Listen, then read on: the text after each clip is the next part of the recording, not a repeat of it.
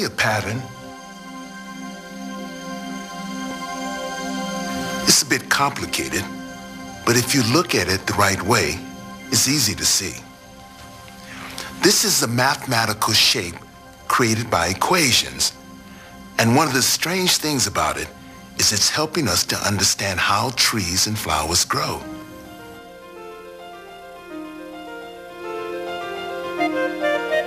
These shapes are mathematical knots. And they're also telling us something about life on Earth. Their tangles and twists have been classified and analyzed. And to the surprise of many, knots are leading to clues in the battle against disease.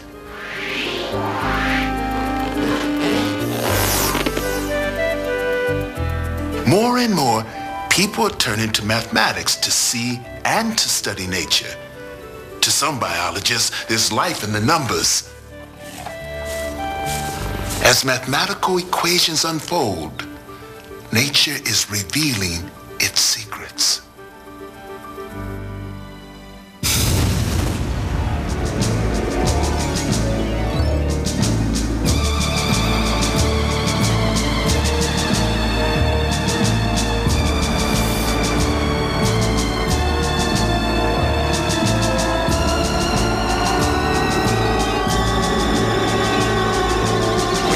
Program for an important announcement. The giant locusts have reached the Chicago South Side and nearby suburbs. Repeat. The giant locusts have reached the Chicago South Side and nearby suburbs. Hold your fire, men!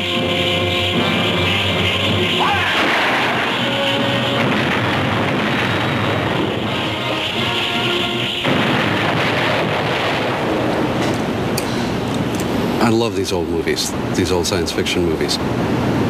Partly because I'm a biologist. But those grasshoppers don't end up eating the Sirius Tower. Yeah. Michael LaBarbera is a unique biologist. To him, giants and monsters are a favorite subject.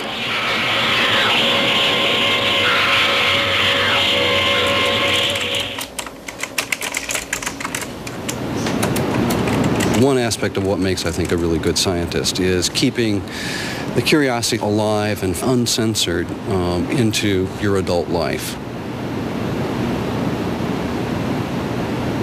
Some of us don't censor it enough and watch horror movies and try to analyze the monsters. When LaBarbera studies monsters, one thing he considers is their size. He's curious to explore what happens when creatures become gigantic. For example, if you take a gorilla and blow it up to the size of King Kong, LaBarbera calculates that its bones would be enlarged a few hundred times. But its weight would increase more than 14,000 times. Kong, in other words, would have a gigantic weight problem.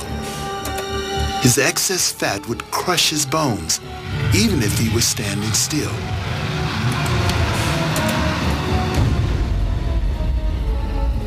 Giant grasshoppers would have a similar problem.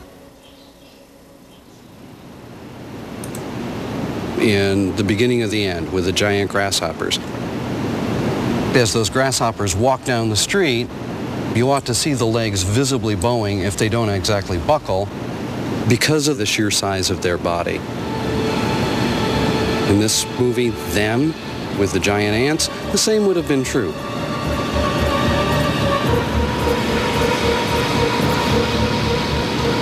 It's clear that size is a very basic variable in biological systems.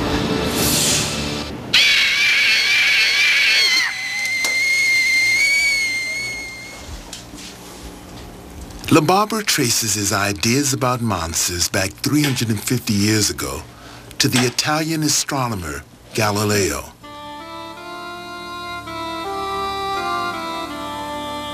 To Galileo, giants were strictly fantasy. To him, nature was not governed by magic, but by logic.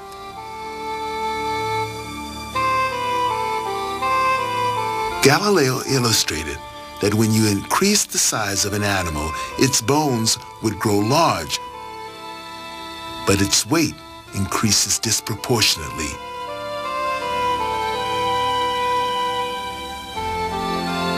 Galileo realized that this simple mathematical relationship between size and weight is not only true for animals, but in fact, for all things.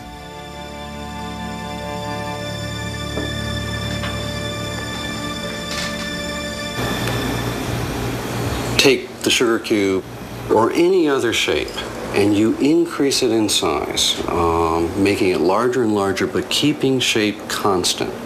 What happens is that areas increase, of course, as you increase in size, but volume increases at a faster rate than area does.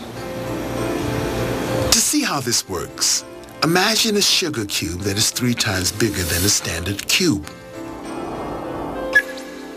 The cube will be 3 times wider, 3 times deeper, and 3 times taller.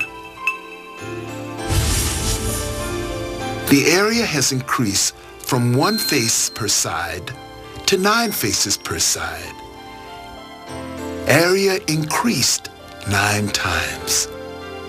But the volume has increased from 1 to 27 cubes. Volume or weight has increased 27 times. This simple relationship can tell us a lot more about plants and animals, and even ourselves. If a human becomes gigantic, the size of his bones will grow. But their weight increases faster, and they can find it difficult to move.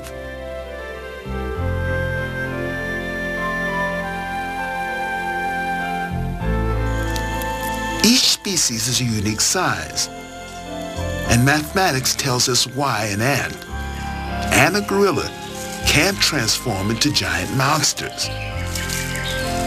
To be a giant, creatures need to be able to carry a tremendous and crushing weight.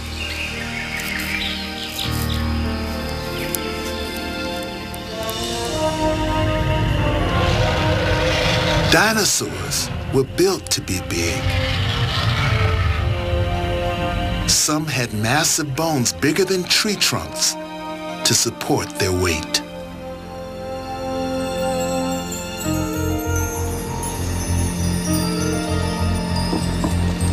All creatures, large and small, do share one surprising thing in common. As we move, we all come uncomfortably close to breaking our bones. And that's true of most animals. If you actually look at animals doing their normal behaviors, what you find is an interesting regularity. Mammalian locomotor systems, the bones, the muscles, are put together in such a way as to always keep the maximum stresses that are exerted on the bone about 1/4 to 1/3 of the breaking stress of the bone. In other words, what they're doing in their normal behaviors is loading their bones to stresses that are approximately